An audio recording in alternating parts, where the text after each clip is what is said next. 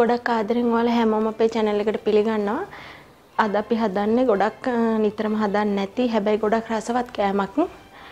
රටකජු අමු රටකජු වලින් තමයි අද මේ මාළුව හදාගන්නේ. ඉතින් ඔයා අපේ channel එකට අලුත් කෙනෙක් නම් subscribe කරලා එකතු වෙන්න.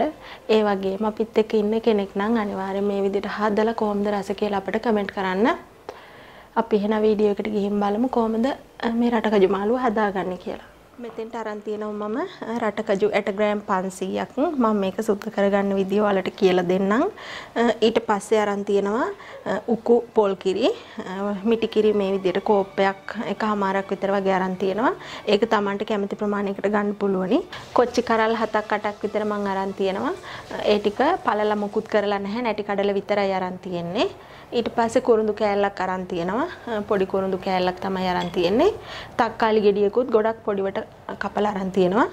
ලොකු ලුණු ගෙඩියකින් භාගයකුත් හීන් වෙන කපලා තියෙනවා. ඔයාලට ලොකු ලුණු හරි එහෙම නැත්නම් රතු ලුණු ගන්න තියෙනවා නම් වඩා හොඳයි. සුදු ලුණුත් පොඩිවට කපලා තියෙන්නේ. ඊට පස්සේ වේලිච්ච මිරිස් කරල් 4කුත් ඔය විදිහට කඩලා අරන් තියෙනවා තරමක කෑලි වලට. ඊට පස්සේ කරපිංචි ඉත්තත් නාරටියත් එක්කම එන විදිහට මේ විදිහට කඩලා තමයි අද අරන් තියෙන්නේ. සේර කෑල්ලකුත් හොඳට තලලා අරන් තියෙනවා. ඊට පස්සේ උළුහාල් අමු 3-5 කුඩු රස අණුවල ලුණු ඒ වගේම කහ කුඩු පොල් තෙල් චුට්ටක්.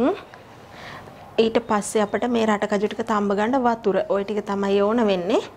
මෙතනදී රටකජු එක අපි මේ විදිහට මම මේක තම්බන්නේ නැතුව අමු රටකජු අරගෙන ඒ ටික තමයි මෙහෙම ඇට ඇරලා තියෙන්නේ. ඊට පස්සේ ඇට ඇරලා මේ රතු පහට පොත්ත තියෙද්දිත් උයන්න පුළුවන්. එහෙම නැත්නම් මේ පොත්ත ඔක්කොම අයින් කරලා මේ විදිහට හැම රටකජු ඇටයක්ම සුදු පාටින් ගන්නත් පුළුවනි. ඒ විදිහට කරන්ඩ ඔයාලා මේ විදිහට රටකජු ඇට ටික අරගත්තට පස්සේ වතුර භාජනයකට දාලා අත් දෙකෙන් මේ විදිහට හොඳට පොඩි කරාම හොඳට පොඩි කරනකොට මේ උඩ තියෙන පොත්ත පහසුවෙන්ම ගැලවිලා යනවා. මේක මේ අපි වේලිච්ච රටකජු වගේ නෙමෙයි. හරිම පහසුවෙන් මේ විදිහට ගැලවිලා යනවා අත් දෙකෙන් පොඩි කරාම. ඒක ඔයාලට කැමති විදිහකට පහසු විදිහකට ගන්න පුළුවනි. ඒ විදිහට තමයි මම මෙහෙම අරන් තියෙන්නේ. කොටසක පොත්තේ යවලා තියෙනවා. කොටසක පොත්තේ යවන්න නැතුව අරන් තියෙනවා. අපි මුලින්ම මේ රටකජු ටික තඹ ගන්න ඕන.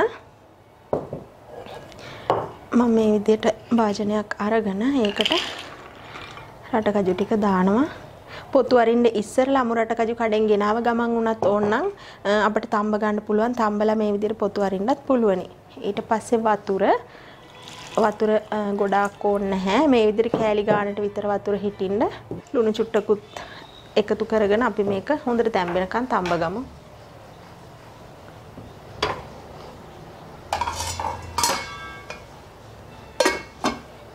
විනාඩි 8ක් විතර මේ විදිහට තඹ ගත්තා.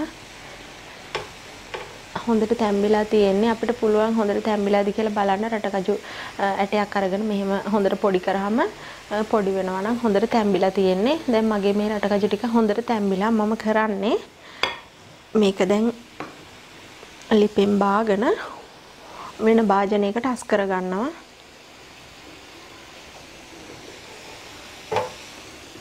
මේ විදිහට වෙන භාජනයකට මම මේ ටික අස් කර ගන්නවා.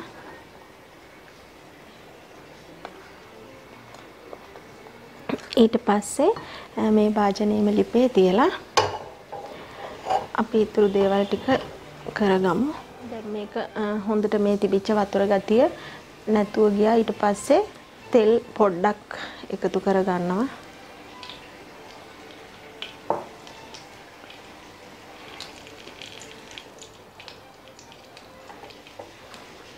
තෙල් එකත් රත් වෙනකොට මම සුදු ලුණු ටික ඊට පස්සේ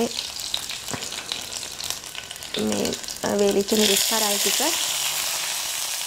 ඒ වගේම කොච්චි ටිකත් එකතු කරලා මම ලිප පොඩ්ඩක් වහ ගන්නවා. නැත්නම් කොච්චි ටික පුපුරනකොට අපේ ඇඟට විසි වෙන්න පුළුවනි. ඒ නිසා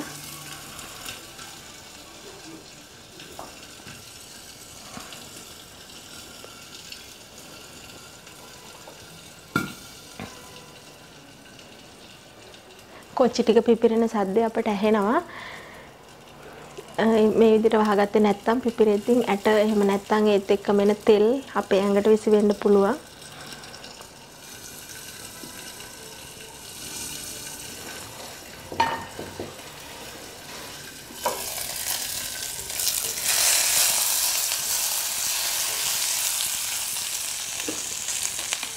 දැන් අපි අනිත් දේවල් ටිකක් එකතු කරගන්නවා.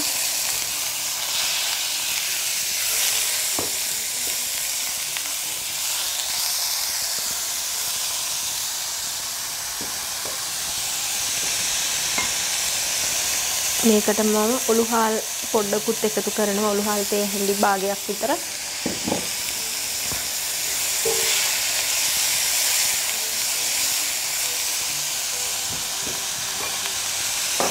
අමු 3-5 කුඩු තේ හැඳි කාලක් විතරක් එකතු කරගන්නවා. ඊට පස්සේ කහ කුඩු ටිකකුත් එකතු කරනවා. එකතු කරලා මේ විදිහට තරමක් කලවම් කරගෙන අපි මේ තම්බගත්ත රටකජු ටිකත් එකතු කරනවා.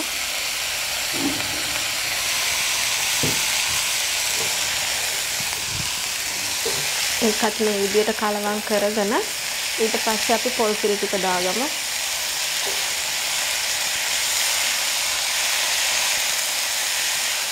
මම මෙතෙන්දි මිරිස් කුඩු එකතු කරේ නැහැ. ඔයාලට උවමනයි නම් සැරට ගොඩක් සැරට කන්න කැමති නම් මිරිස් කුඩුත් එකතු කරගන්න පුළුවනි. දැන් මම උකු මිටි කිරි ටික මේකට එකතු කරනවා.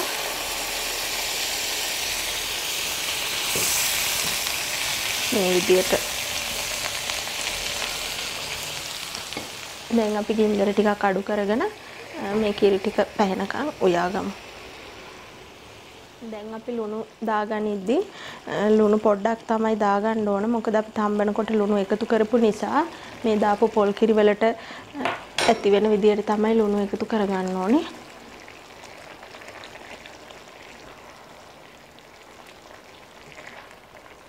මේකේ මේ හොදි ගතිය නැති වෙන්නම උයා ගන්නත් පුළුවනි. ඒ කියන්නේ මිටි කිරි චුට්ටක් එකතු කරලා උයා ගන්න පුළුවනි. ඒත් මම පොඩ්ඩක් හොදි තියෙන විදිහට තමයි උයා ගත්තේ. හොඳට පොල් කිරි ටික පැහෙනකොට අපිට පුළුවන් ලිප ඔෆ් කරගන්න. ඉතින් ඔන්න නිතරම හදාගන්නේ නැති කෑමක් අපි හදාගත්තා. ගොඩක් රසවත් මේක. ඔයාලත් හදලා අනිවාර්යයෙන් රස බලන්න. එහෙනම් මේ වගේම තවත් අලුත් වීඩියෝ එකකින් ආයෙ හමු වෙමු.